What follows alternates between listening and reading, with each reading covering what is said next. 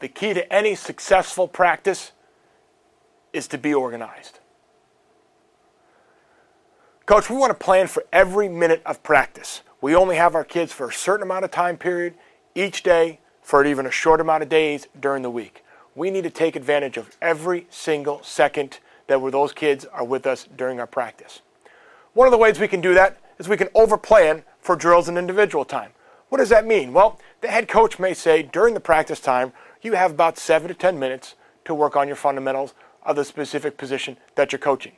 Well, you've got that 10-minute time slot. You want to plan for not enough drills just for that 10 minutes, but for 15 minutes. Reason being, maybe your kids are having a great day. They're comfortable with the drills, familiar with the drills, and are getting those reps in, and they're having good effort. Or maybe that coach may go a little bit longer and not blow the whistle to shift the next period, and you don't want to be standing around with your guys. You want to maximize the time that you have allotted with your individual group. So you want to have some extra drills. You can always throw out it and ready to go. Maybe the kids aren't doing one of the drills well and just not grasping the concept of the drill. Boom, switch it up and use one of those extra drills you had. Third thing is make sure that every coach on the staff has a copy of the practice schedule. And this is crucial. Situations in youth football, you only have a few coaches. Life takes us away from practice. Challenges, obstacles come up, conflicts. Not everybody can be there. If you and a staff plan a practice, you have it down on paper, whether you have all your coaches or just a few of them, you'll know exactly what's going on, what needs to be covered during that practice, because it's all written down and everybody's on the same page. When it comes to the tempo of practice, we as a head coach are allowed to control it. How do we do that? Well, one way to do that is setting a specific time for each one of the drills or aspects of practice, and we have to be disciplined enough to stick to this. By doing this, this will help both our players and our coaches manage effective time management throughout practice. For example, 5 minutes to teach a drill. If you give me 5 minutes to teach stalk blocking to my wide receivers, I cannot sit there and spend a half an hour and give them a full dissertation on the philosophy of a stalk block, how to do it, and then do some drills to teach it. What I've got to do is narrow in and focus within that 5 minutes to get 3 minutes worth of drills and 2 minutes into teaching. Within that 2-minute time frame, I now have to be concise with my teaching cues. What aspects of the drill do I want to teach, or the technique do I have to get across in that 2-minute time period?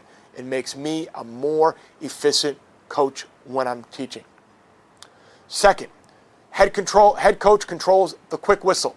A quick whistle can be used during live drills to prevent injuries. If you got guys wrapping up and you don't want to take them to the ground because you're short on numbers, quick whistle, hey, we got to the ball, we didn't knock them, bring them down, quick whistle ends that.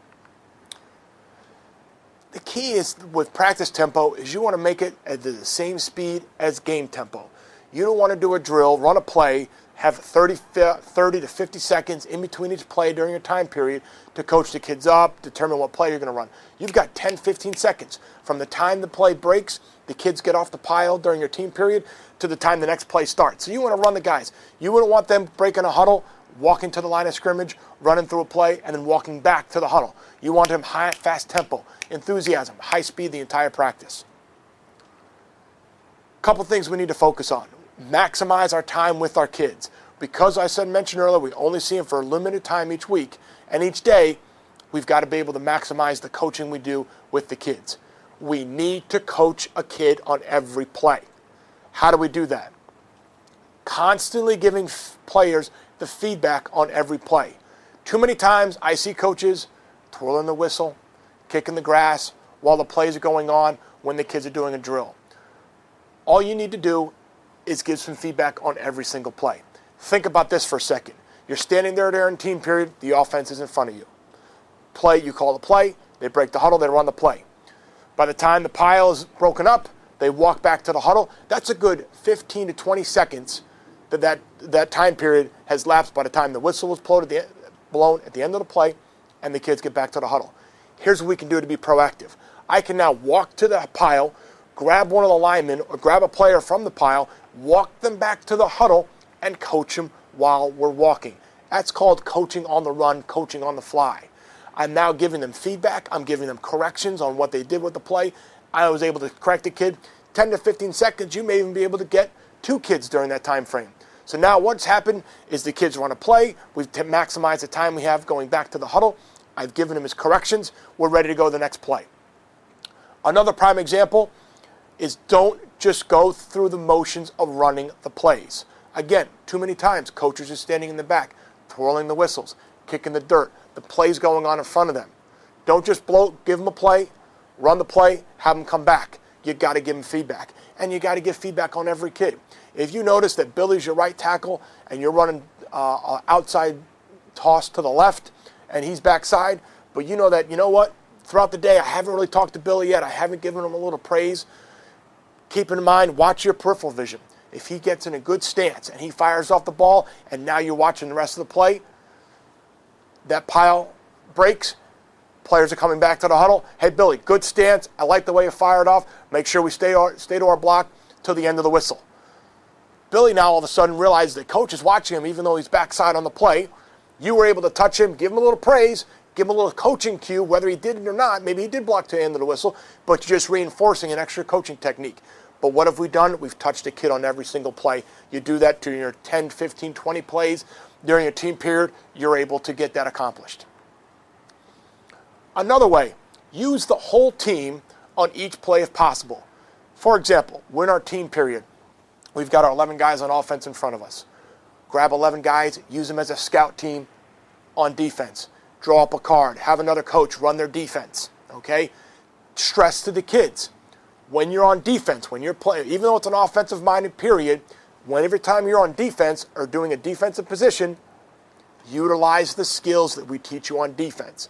Now we're getting 2 things done. We're focusing on the offense, but we're helping a kid develop his defensive skills, and now we're double learning. I got 22 kids in motion right now, in activity, and they're all learning something. Now, let's say we got 30 kids on the team. I got 22 here. I got 7 or 8 off to the side right here.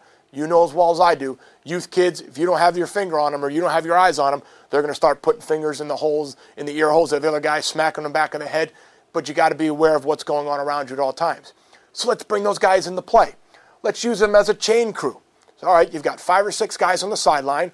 Okay, Billy and Evan, you guys are rotating it in 3 plays. But for these plays right here, Billy, I want you to put your right foot where the ball is being spotted. You're the down marker.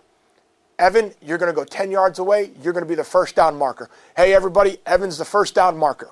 Okay? Now you've got 2 to 3 guys involved there. Let's say maybe you've got an injured guy. He's on a sling or something or can't practice that day. Hey, listen, Eric, you're going to be the ball spotter. Count the plays. For 1 play on the right hash, middle of the field, and then on the left hash. Now you as a coach don't have to worry about picking up the ball and spotting it. You can correct the kids as they're coming back to the huddle. You can get the play called up in the next huddle, and you've got Evan working in there, one of your kids, and spotting the ball. Not only that, but you're moving it from side to side. You're not just staying in one spot on the field. Which brings me to my next point. Move the ball during practice. It shows progress. It shows positive reinforcement, feedback for the kids making the plays. Not to mention, hey guys, it's 3rd and 6 yards. Evan's our first down marker. We got to get past Evan. Everybody know where our situation is. It gives the kids a visual of knowing where the sticks are for the first down. You move the ball. Hey, guys, you know what? We needed 6 yards. We only got 3 on that. Now it's 4th and 3rd. It gives the kids a true understanding. Not to mention, it goes back to the game tempo. You're moving the ball in the game. Move the ball during practice.